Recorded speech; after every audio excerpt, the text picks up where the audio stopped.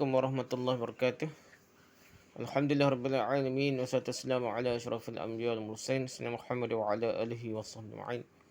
Rabbi shrah li sadri wa yassir li amri wahlul 'uqdatam min lisani yafqahu qawli amma ba'du. Dalam bab kita bab ibadah ni, dalam bab pertama tentang ibadah ni tentang hukum tentang air, dan kita bincang koleksi hadis-hadis hukum lah. Hadis-hadis hukum yang dikumpul oleh ulama Indonesia lah, Hasbi As-Siddiqi lah. Jadi kita nak bincang ni bab pertama dulu, hukum tentang air.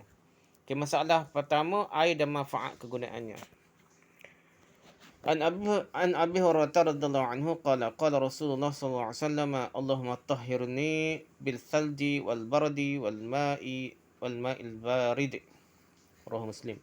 Dari Abu Hurairah radhiyallahu anhu berkata, Rasulullah sallallahu alaihi wasallam bersabda, ya Allah, sucikanlah daku dengan salju, dengan air, itulah air salji dah, dan air sejuk dingin hadirat Muslim. Allahumma tahhirni bis-salji wal bardi wal ma'il barid. Okey, hadis 1 dah. Apa 1 ni? Lihat Sahih Muslim juzuk 1 muka 120 dah. Jadi hadis pertama ini menyatakan bahawa air itu adalah suci dan mensucikan. Yang kedua, kata sebagian ulama, air dimasukkan dengan hadis ini ialah air mutlak, yakni air masuk tetap dalam keasliannya, tak campur dengan benda lain lah. Bukan air yang telah bercampur dengan kopi ke dengan sesuatu lain, tak lah. Kata sebagai ahli tahqiq, pengkaji-pengkaji, yang dimasukkan dengan air di sini ialah air mutlak dan air muqayyad, yakni air terikat dengan sesuatu dan disandar kepada suatu nama yang lain dari nama tempat atau wadah, seperti air mawar, air nyoh, air buah-buahan atau sari buah. Jadi air muqayyad pun termasuk. Bukannya air mutlak saja ni, mengikut ahli tahqiq yang inilah yang lebih terbuka dah. Disandar kepada suatu hanyalah untuk membezakannya saja. Sama juga dengan menyandarkan air kepada perkataan sungai. Air sungai, air sumur, air telaga lah, air laut dan sebagainya dah. Menyandarkan air kepada sesuatu tiadalah menghilangkan zat atau kekuatannya, yang tetap mensucikannya lagi dah, tetap suci lagi. Mereka sependapat menetapkan bahawa air banyak yang tidak berubah kerana kejatuhan najis ke dalamnya tetap boleh kita pergunakan untuk bersuci. Cuma ni bahalah banyak mana dah. Semua secara umumnya air banyak tak jejah lah itu dah. Jatuh najis sikit-sikit tak jejah, tidak berubah lah, kira suci lah. Demikian pula air berubah kerana ada belerang atau pohon-pohon kayu, tumbuh-tumbuhan, kiambang dan sebagainya ni berubah secara kata jadi secara kebiasaannya lah. Air sungai lah ni biasa jadi keruh dah. Bukan air sungai dulu dah. Air sungai sekarang kita tak boleh kata air tu macam teh susu, tak boleh buat air semaya. Dok tetap boleh buat air semaya, kerana itulah kebiasaan berlaku dah. Begitu dia air ambil ke air apa yang menyebabkan tumbuhan tu jadi berlumut, jadi hijau ke apa, kita tak boleh buat air semaya lah.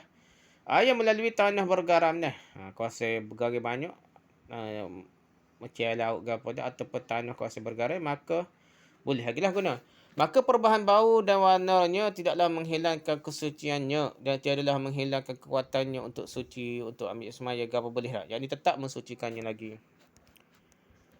Ibnu Qudamah berkata, benda-benda yang cair, misalnya kuah, susu dan sebagainya, kecuali air nabis. Air nabis ni, air campur dengan kurma dah.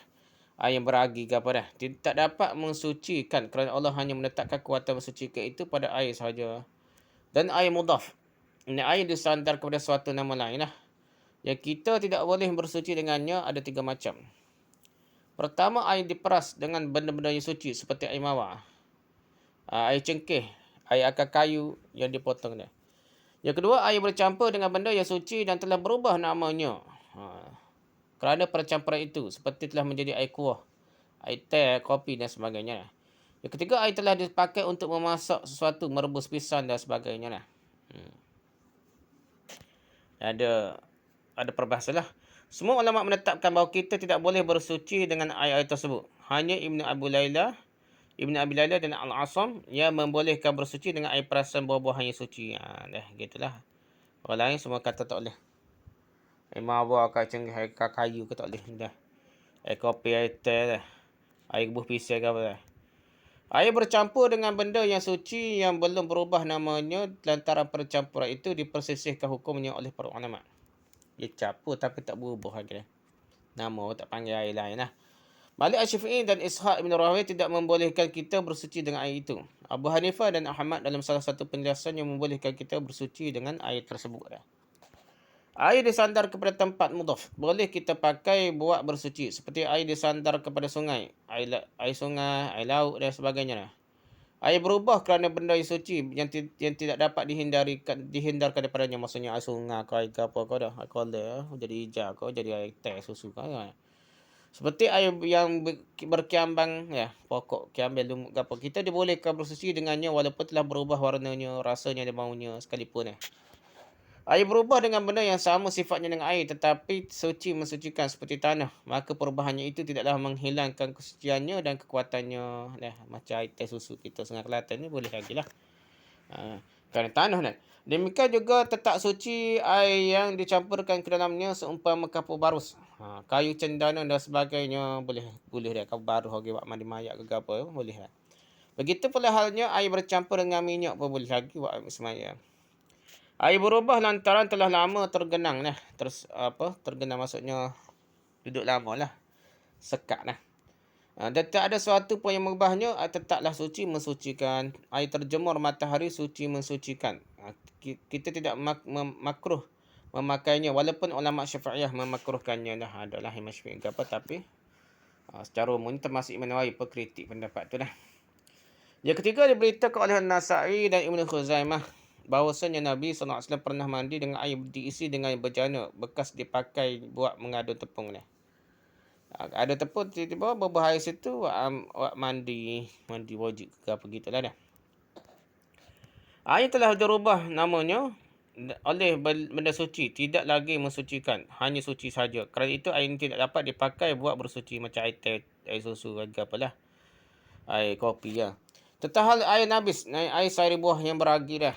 Menurut pendapat Al-Auza'i dan Abu Hanifah, boleh kita memakainya lagi. Pendapat ini terima juga dari Ikrimah, seorang tabi'in besar. Cuma nabis ni ada perbahasan lah. Ada kata dekat nak agak dia macam. Tapi biasa nabis ni, kalau orang Arab, ia berendam air kurma je dah. Tak kurma situ kat kendai kat. Tidaklah siapa beragi nak jadi tubik, nak jadi cukur, nak dia agak apa tidak siapa tak. Tu sekadar rendam air pun. Tengok orang tu panggil nabis dah nah. Jadi tak ada masalah berendam air kurma delai tu. Berubah sikit warna dia, rasa berubah sikit, boleh buat pakai lagi lah. Ni. Air yang dimaksudkan oleh hadis ini hanyalah air yang masih tetap dalam kejadiannya asli, yang tidak bercampur dengan suatu benda dan belum berubah kerana suatu benda. Kalau berubah banyak nampak terang tu tak boleh juga dah.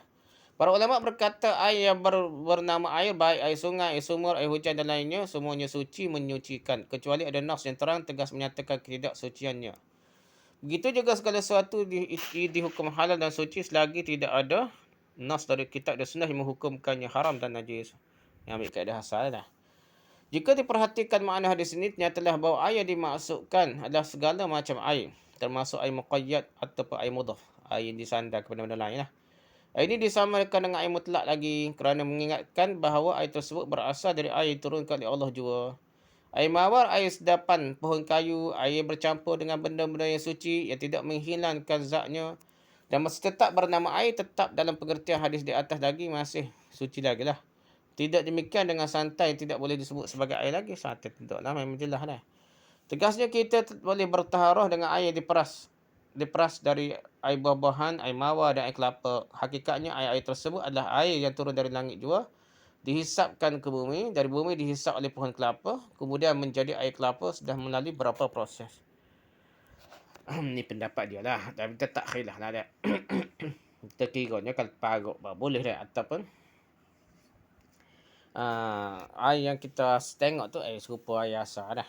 Kita anggap dia air asar. Pasal dia ni asar-asar air ni adalah suci musik.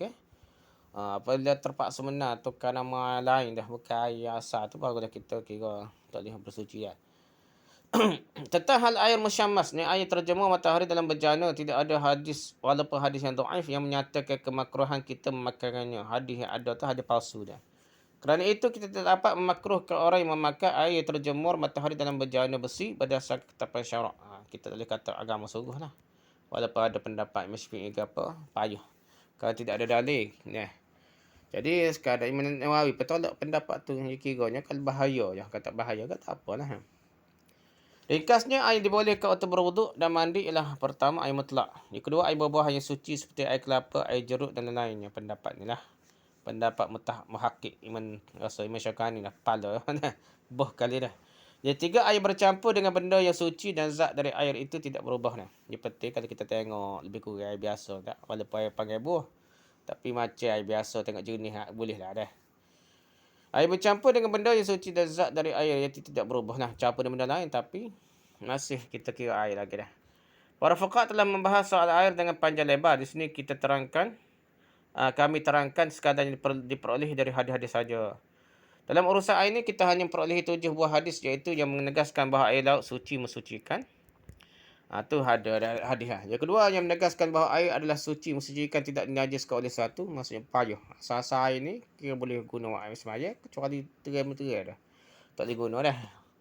Yang ketiga, yang menerangkan bahawa apabila kadar air sampai 2 qollah, tidak adalah ia dipengaruhi najis yang jatuh ke dalamnya. 2 qollah tu bahar pula setahu mana dah. Cuma ni air banyak maksudnya. Air banyak setahu mana bahar pula dah. Yang keempat, yang menyuruh kita menuangkan air di atas tanah bekas kencing. Ada hadis lah. Suruh kencing atas tanah, jeruh kita dah. Yang kelima, yang menerangkan bahawa apabila seorang bangun dari tidur dan hendak mengambil air semayang, maka janganlah langsung ia masukkan tangannya ke dalam gayung ataupun dalam bejana bekas ke kolah tempat air. Semula membasuhkannya 3 kali di luar gayung atau di luar bejana bekas kolah ke apa dah. Jangan terus nak ambil air, cuah luar dulu, basuh tangan baru boleh celup tangan dah. Yang keenam, yang menyuruh kita membasuh bekas jilatan anjing dengan 7 kali atau 8 kali sekali dengan tanah bercampur air. Ni hadis sahih ke dah. Yang ketujuh, yang melarang kita kencing ke dalam air tergenang yang tidak ada mengalir.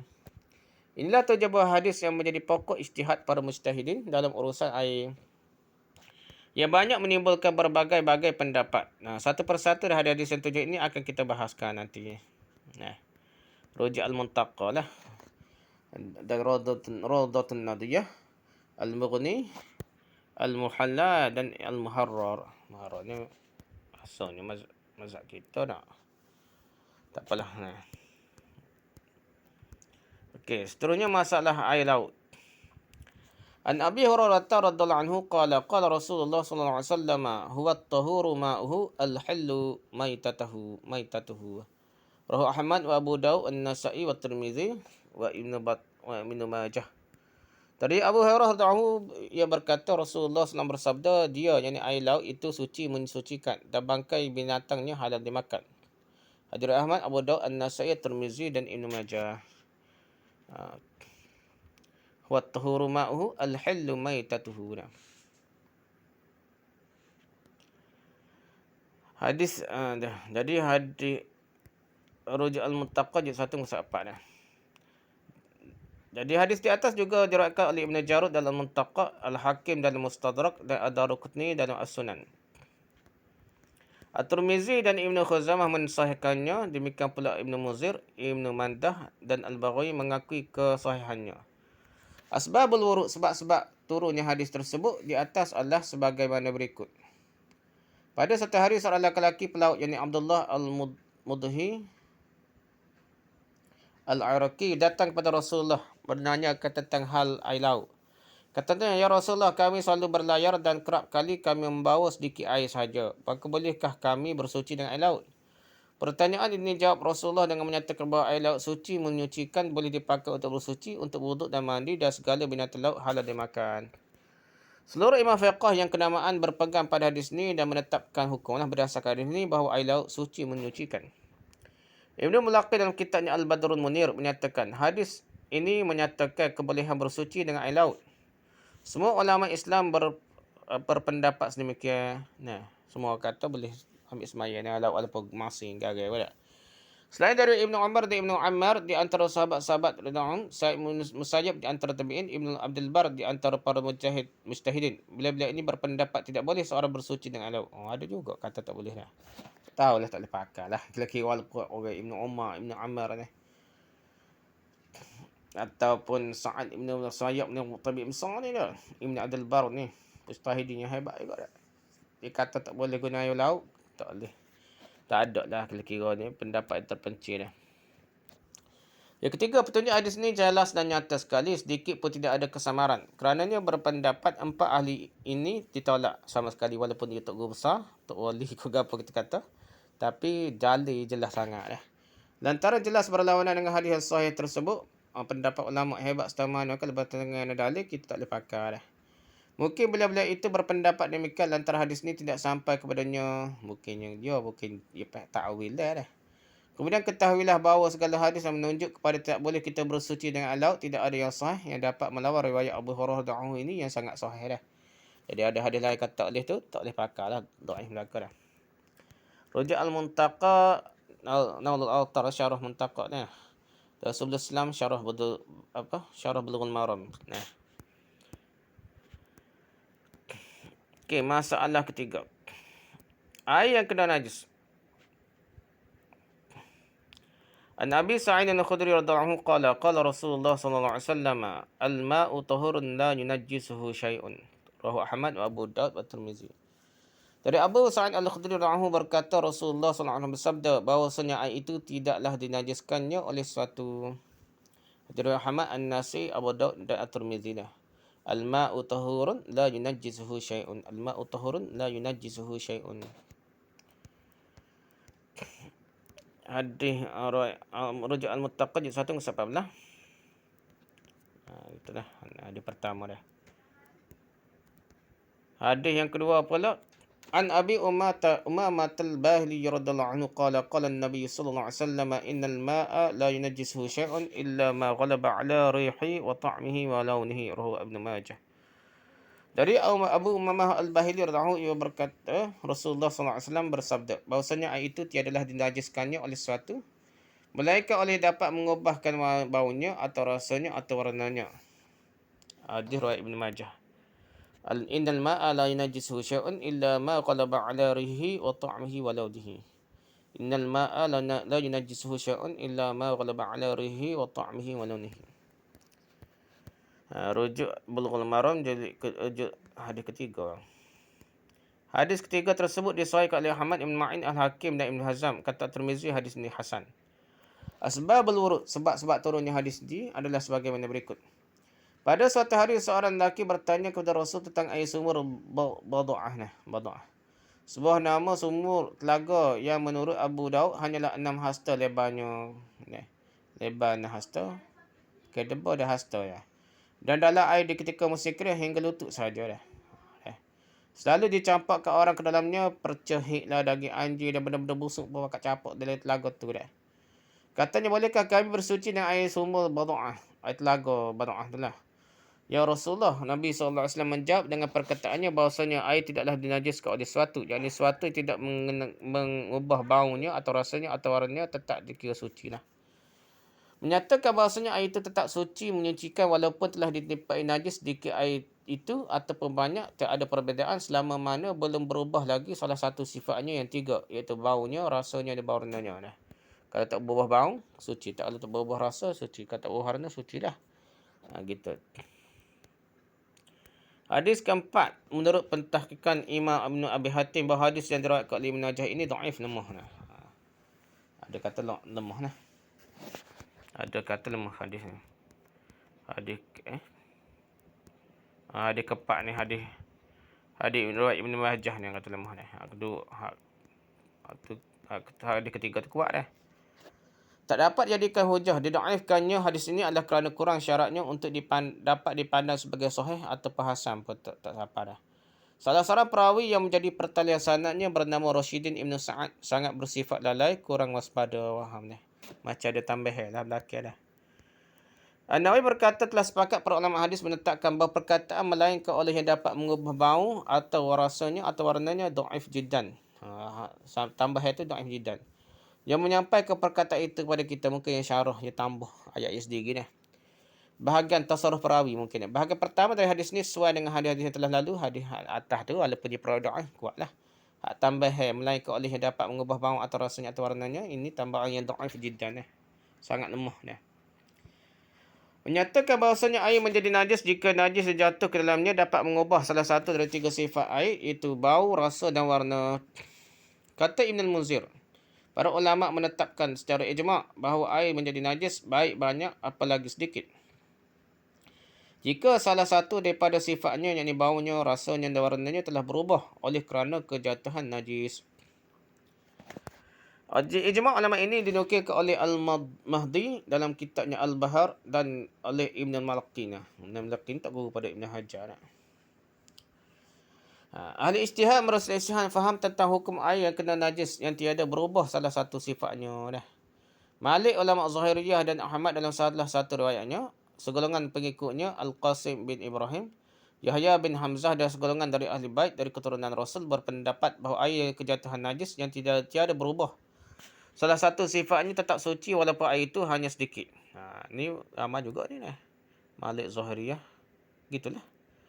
Dia kata air ni selagi jatuh taik, cicak taik gapa, tak berubah sekelilingnya, boleh pakai lagi tak? Walaupun air sedikit. Imam Ghazali pun seolah nak terima pendapat ni dalam kitab Ihya dah. Nak terpengaruh dengan pendapat ni lah. Dia kata payah pada pasir gapa. Air menjadi najis bila berubah salah satu dari sifatnya. Golongan Hanafiyah, Syafi'iyah dan Hadawiyah yang dipikul Al-Hadi, seorang ulama dari mazhab Zaidiyah, berpendapat bahawa air yang kejatuhan najis yang tidak berubah salah satu sifatnya tidak dihukumi najis jika air itu banyak. Dia ada banyak, air banyak dah. Tetapi jika air itu sedikit, maka air itu najis walaupun tidak berubah. Ada 3 golongan pendapat yang dalam menetapkan air yang kejatuhan najis dan tidak berubah sifatnya adalah tetap suci. Namun mereka bersisih dalam menetapkan kadar banyak sedikitnya itu. Jadi khilaf tu kerana nak tetap setara mana dia kata air banyak, kira tidak najis lah. Ulama Hanifiyah berpendapat bahawa air dihukumi banyak itu ialah air apabila digerak-gerakkan salah satu tepinya tiadalah bergerak tepi yang lain. Banyaklah Allah besar sungguh. Bau dikira tidak najis kalau jatuh taik cerita taik apa dah. Taik. Kalau tak berubah semua sekali lah. Ulama Syafi'iyah berpendapat bahawa air yang dihukumkan banyak ialah yang sampai 2 qalah, iaitu apabila diukur ada sehasta seperempat dah. Persegi 4. Jadi sehasta seperempat lagi lah. Gitulah dah. Tak besar mana pun dah. Syafi'i dan pengikutnya berpegang kepada hadis air 2 qalah akan terangkan demikian lah. Bahar pula kuat tak kuat tu dah. Tapi nak nyebutnya pakai hadis tu lah. Menunjukkan boleh ada air ke banyak kalau tak berubah semua sekali, berubah sikit-sikit bahagian tertentu boleh buai, boleh guna lagi air semaya untuk tempat. Boleh buat gunalah air semaya suci mandi ke basuh najis dah. Mereka berlainnya pendapat dalam menetapkan kadar air banyak atau sedikit adalah lantaran hadis yang berkenaan dengan urusan ini berlawan-lawanan satu sama lain pada lahirnya. Ikut zahirnya nampak macam bercanggah. Ni kata 2 qalah ni 2 tapak tangan, dia kata besar sikit gitu lebih kurang dah. Hadis yang menyuruh kita membasuh tangan di luar bejana lebih dahulu dah. Jika kita hendak berwuduk sudah bangun tertidur, dan juga hadis yang mencegah kita buang air kecil besar ke dalam air tidak bergerak-gerak. Serta hadis yang menyuruh kita membuang air sisa anjing memberi pengertian bahawa najis sedikit dapat menajiskan air yang sedikit lah. Gitu lah kira air sedikit ke najis. Okey buat bekas air minum air anjing kan. Hadis menyuruh kita menyiram air kencing di atas tanah memberi pengertian bahawa najis yang sedikit tidaklah menajiskan air yang sedikit. Golongan yang pertama mengumpulkan hadis-hadis yang berlawanan pada lahirnya, pada zahirnya nampak berlawanan dengan menetapkan bahawasanya air tidaklah najis sebelum berubah salah satu sifatnya. Kita ambil hadis banyak sangat tu sekali gini. Dan sekali keputusan dia selagi tak berubah tak. Tak ilah satu sifat bau dia ke rasanya dah. Air dia tu kira tidak najis lah. Hadis yang menyuruh kita membasuh tangan di luar bejana dikala hendak berwuduk dari bangun tidur. Hadis yang menyuruh kita menumpahkan air jelatan anjing tidak memberi pengertian bahawa air sedikit itu dapat dinajiskan oleh najasah sedikit yang tidak mengubah salah satu sifatnya. Perintah-perintah hadis itu dihukum perintah ta'abbudi, perintah kepatuhan yang tidak dapat difahami maknanya, atau cegahan makruh menurut kata sebagian ulama golongan pertama tadi. Golongan Syafi'iyah mengumpulkan hadis-hadis yang lainnya berlawanan ini dengan dasar hadis yang menyatakan bahawa air tidak dinajiskan oleh sesuatu adalah jika air itu sampai 2 qullah. Hadis yang menyuruh kita membasuh tangan di luar bejana lebih dahulu bila hendak berwuduk sesudah bangun dari tidur. Hadis yang mencegah kita kencing ke dalam air Tenang air tidak mengalir, mereka hubungkan kepada air yang sedikit yang kurang dari 2 kolah. Itulah hujah mazhab kita Syafi'i ni. Dan golongan Syafi'iyah membezakan antara datang air kepada najis dengan datang najis pada air. Lain dah. Air tu kena najis dengan najis tu kena air dah. Mereka berkata jika datang itu najis, maka najislah benda itulah. Najis jatuh atas air dah. Oleh Allah ke bekas ke apa kau, dia jadi najis pakai air dah. Dapat mudaratkan air sedikit. Jika data itu air, maka najis sedikit itu tidak dapat mudaratkan air. Jika air tu atas najis, dia nak cuci ke apa? Air hak mecik, air hak pergi kelai tu kira tidak najis dah. Jadi tak kira najis dah. Dia tak boleh najis kena air dah. Kelai tu daripada atas jiruh ke bawah. Dia kira air hak lebih-lebih tu kira tidak najis. Tak sebah-sebah lah kita ni lah. Kita lebih daripada mazhab Syafi'i setengah kita ni nak. Mudah nak gapo lah waswah lah tu tak boleh pakai keluar lah macam-macam semaja dah. Faham membedakan demikian telah dibantah oleh Al-Munir Al-San'ani, pengarang Subul Salam dengan keterangan-keterangan yang kuat lah. Kita baca Subul Salam, kita dapat tengok hujah yang kuat lah. Dah. Berkata Ibn Rushd, telah sepakat para ijtihad menetapkan bahawa air telah berubah salah satu sifatnya kerana ada najis, tiada boleh lagi kita pakai untuk berwuduk dan mandi. Kalau berubah tak kira banyak sikit, kalau banyak pun kalau berubah tak boleh pakai belakang dah. Ketetapan ini disetujui oleh seluruh ulama mazhab, tidak ada perselisihan baginya. Kata Al-Ghazali dalam Ihya Ulumuddin, aku ingin sekali supaya mazhab Syafi'i dalam bab ini seperti mazhab Malik, iaitu air tiada dalam najis walaupun sedikit, melainkan dengan berubah sifat-sifatnya lah ada. Dengan panjang lebar, Al-Ghazali memberikan ulasannya untuk menguatkan pendapat mazhab Malik. Dia mazhab Syafi'i dah. Kitab besar dia dah.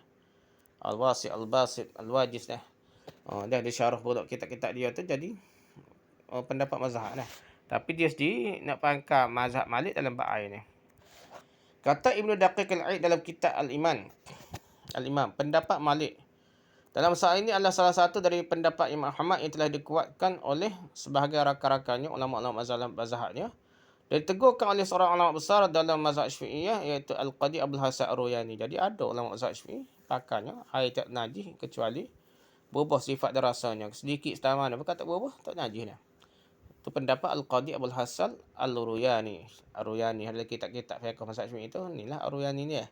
Kata Ibn Hazm dalam Muhalla, pendapat tidak menajiskan air yang tiada berubah dengan tiada memandang kepada banyak sedikitnya itu dinukilkan dari ulama-ulama sahabat, yakni dari Aisyah, Umar bin Khattab, Abdullah bin Mas'ud, Ibn Abbas, Maimunah, Al-Hasan bin Ali, Abu Hurairah dan Abu Huzaifah. Jadi ramai lah tokoh-tokoh sahabat besar sahabat lah.